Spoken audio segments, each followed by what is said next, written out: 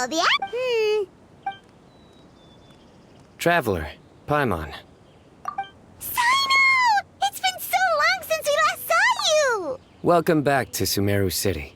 I'm delighted to meet you again. So, what brings you back here? Oh, nothing in particular. Paimon just saw a really big mushroom out on the road the other day and suddenly missed all our friends in Sumeru. Funnily enough, we were reminiscing about you recently too. It was at a group dinner. I look forward to hearing about your travels. Something tells me we must have a lot to catch up on. Really? You were thinking of us too? What a coincidence! Indeed. Or as I call it, the biryani factor.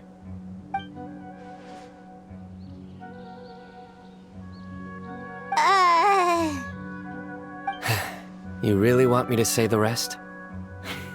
Okay. It's always rice to meet stew again. Oh, darn, he said it. You like that one, huh? You must if you remember it after all this time. Admit the truth. You have long been in awe of my razor-sharp wit. All right. Here's your 500 Mora.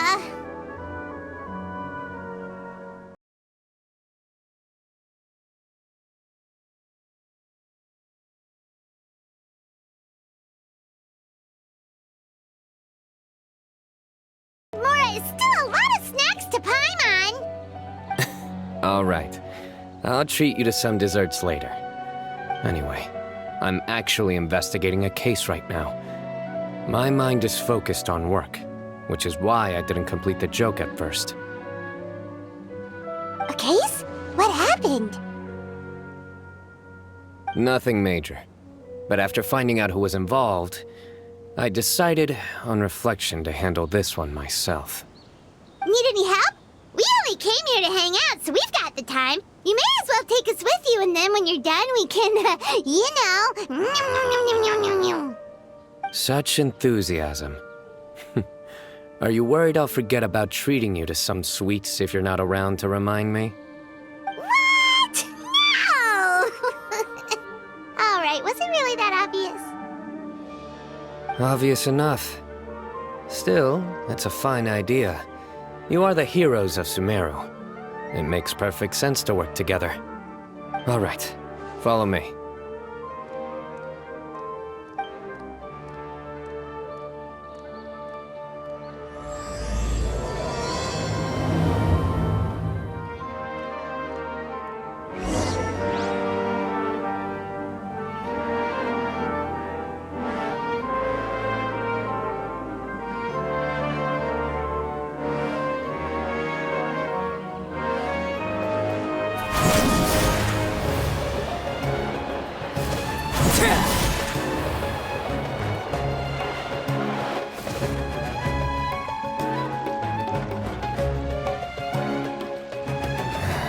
Do you see him?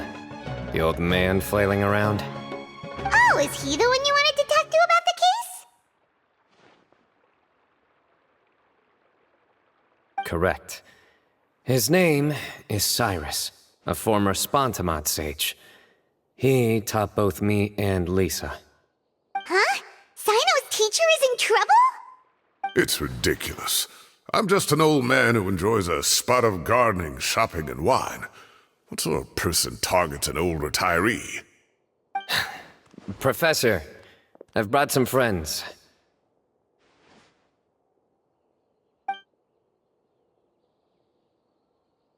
Ah, Cyno. Now who do we have here? Hold on, let me think. A flying fairy dressed in white? A youth who does not seem to hail from this land? My goodness.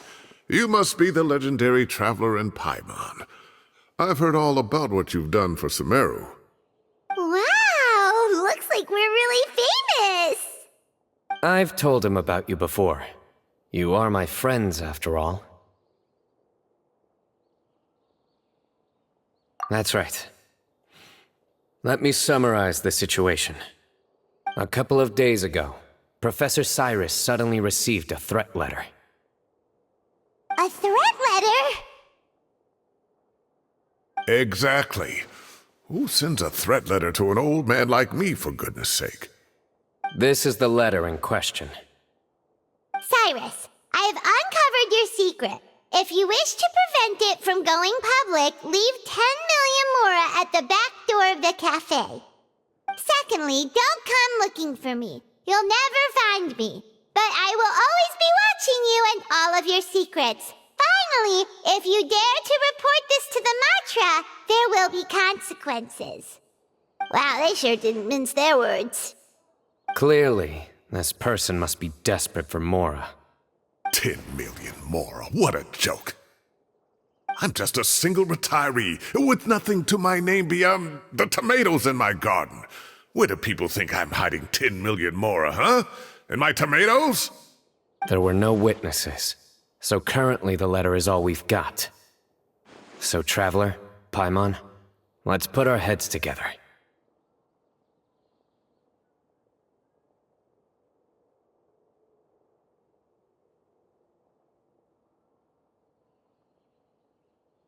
Paimon's ready too! All right, take a look. Do you see anything suspicious?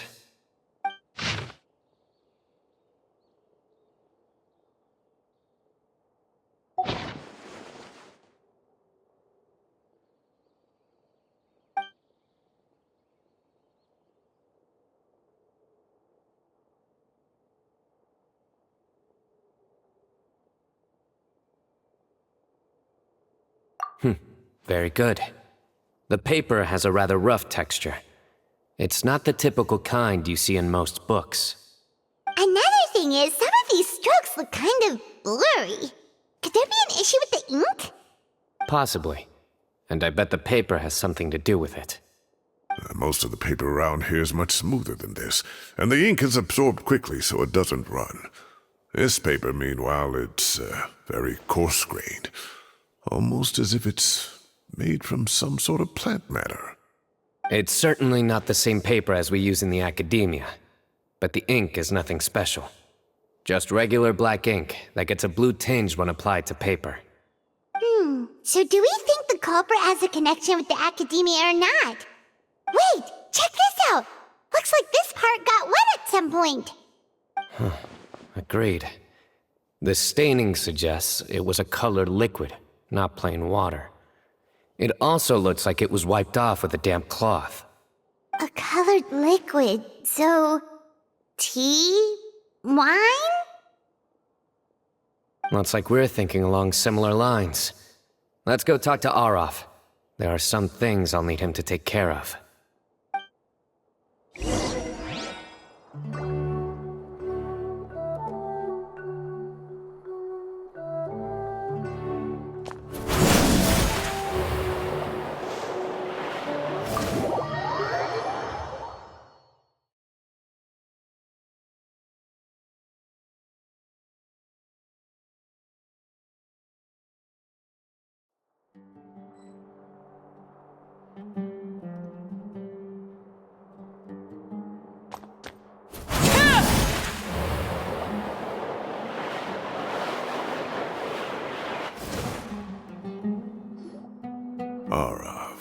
Araf.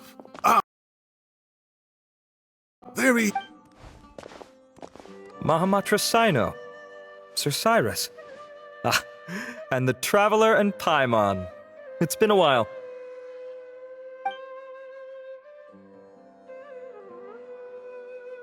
As such, I'm inclined to believe that the culprit in this case is a student at the academia. Somebody young and strapped for cash. Oh, one last thing. I'd start your investigation by taking a look at the cafes in the city. Oh, of course! You think the culprit spilled their coffee on the ladder, huh? They do look like coffee stains to me. Also, if I'm not mistaken, the letter is written on a type of scented paper that has aromatics added during the manufacturing process. The kind often provided as writing material for customers in cafes and taverns. Ah, of course! Yes, like they sell in the gift shops. I remember now. Zaha Hadi bought some a while back. She said she was going to use it as wrapping paper for a vase. Understood. I'll assemble a team to investigate the points of interest immediately. You have my gratitude. One last thing. Send some Matra to guard the entrances and exits of Sumeru City. And change into plain clothes. Don't let them see you coming. Will do.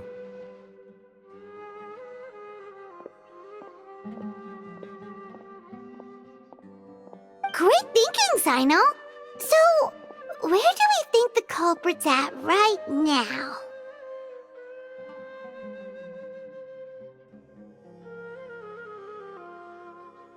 Yeah, they've probably been lying low at home waiting to see how Cyrus reacts. You're right, Paimon. Really? Which part? The culprit's approach.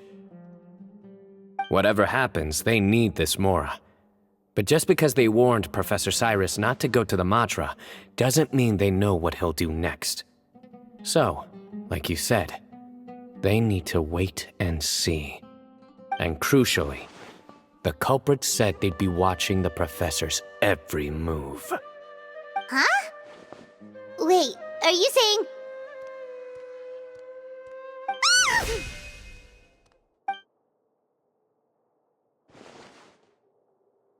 Found you! What are you doing? You wrote the threat letter! I don't know what you're talking about. What threat letter? I sensed someone was watching us from the shadows the moment we entered the House of Dana. You managed to stay relatively well hidden for someone reckless enough to threaten Professor Cyrus. There are a lot of people here, but we were looking specifically for Arav. Whoever followed us the whole way was likely to be the culprit. I was just listening in, that's all. You know something big's going down when Mahamatra Cyno shows up, right? So I got a little curious. What's the big deal? You smiled when Arav left. I saw it as clear as day. Is smiling a crime now? There are coffee stains on the letter. You mixed some coffee with water, gently smeared it onto the paper, then wiped it off with a wet cloth. All to create the impression that the letter was written at a cafe. Closing off the exits to the city doesn't affect you, because you already live here. And as long as the Matra were focused on the cafes, you would be free from scrutiny. The cafe was a red herring all along. You had to be somewhere where you could monitor the Professor's movements. You can't pin this on me! I haven't done anything! Really? Then why are you shaking like a leaf? The innocent have no reason to fear the Matra. But you... your heart's racing, and your eyelids are twitching. You're a terrible liar. I would never... Don't try anything or you'll pay the price. Now come with me.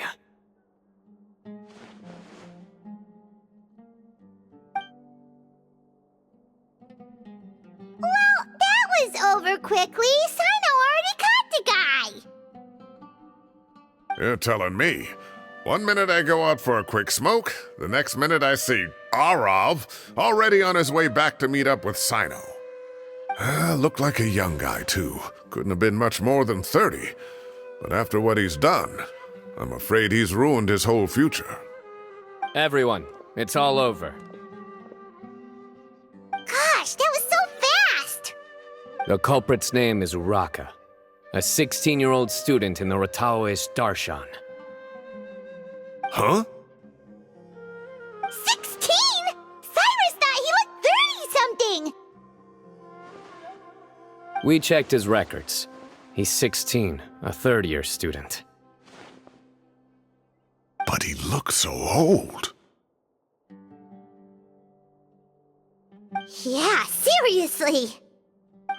Foolish child. He's too young for the criminal life. What the devil drove him down this path? We questioned the culprit regarding his motives. He... Oh, just spit it out. Nothing can surprise me at this point. Very well. It's our understanding that Araka is a mediocre student who has been underperforming in his classes. He started taking extra tutoring to improve his grades, but developed a gambling habit around the same time and lost a lot of mora. Down on his luck, he went to the tavern for a drink and overheard some people chatting about Sir Cyrus's comfortable retirement. They mentioned that he's always arguing about his tomato plants with some old woman on the street. Some old woman on the street? Goodness gracious. Has that rascal attended a single one of his classes? That old woman is Kasharwar's very own professor, Zaha Hadi. How can he not know who Zaha Hadi is? Is this going somewhere? Oh, right, yes. So another thing. We don't just argue about tomato plants. And what are they trying to insinuate by comfortable retirement? A man grows a few vegetables and suddenly he's living a life of luxury? Maybe it's more the fact that you have the time to grow vegetables in the first place. Araka mentioned he'd heard a rumor, alleging that Sir Cyrus illegally obtained a large sum of money from the desert before retiring and kept it for himself instead of reporting it to the academia.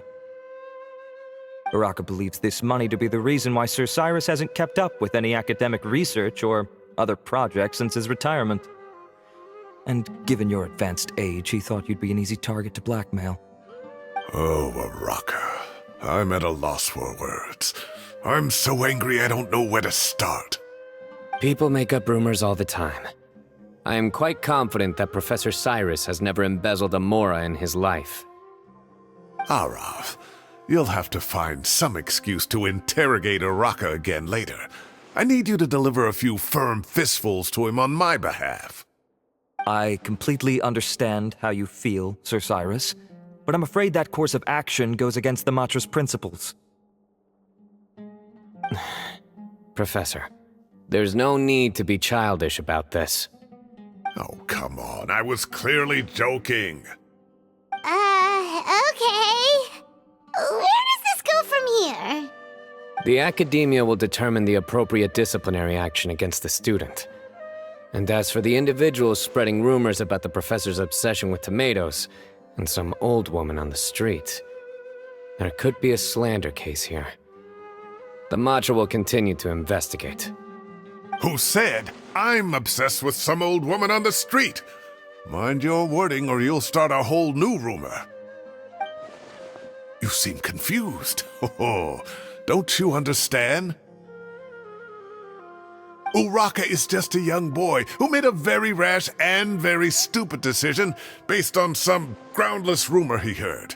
Besides, I didn't actually hand over any mora to him. The whole thing sounds a lot worse than it is. All it costs me is a little reputational damage. That's all. Please rest assured, Professor, that the academia will issue a fair and reasonable punishment.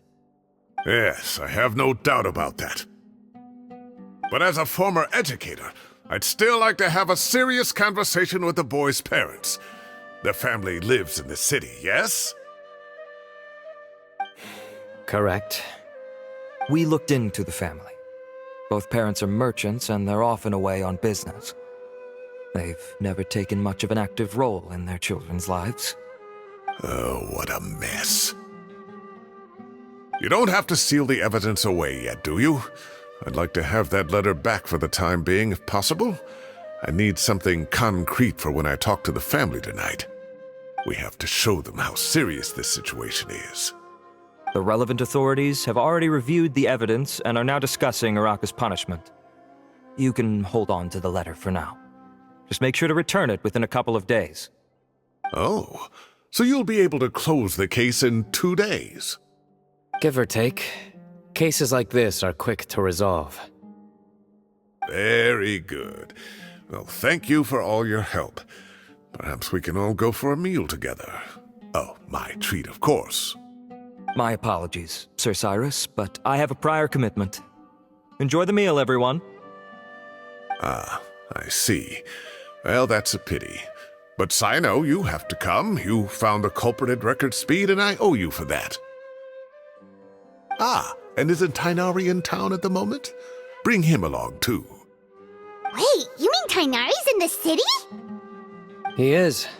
Tainari's master, Sir Nephis, called him and Kale to the academia to help out on a project. They should be at Nephis's office at this hour. Though I must say, I'm surprised you're extending an invitation to Tainari. Did you do something to offend Sir Nephis? Don't be outrageous. Nephis offends me all the time. It's never the other way around. Anyway, hurry up and fetch Tainari. I'll head over to the tavern with the Traveler and Paimon. See you there. Go on now. Don't keep us waiting.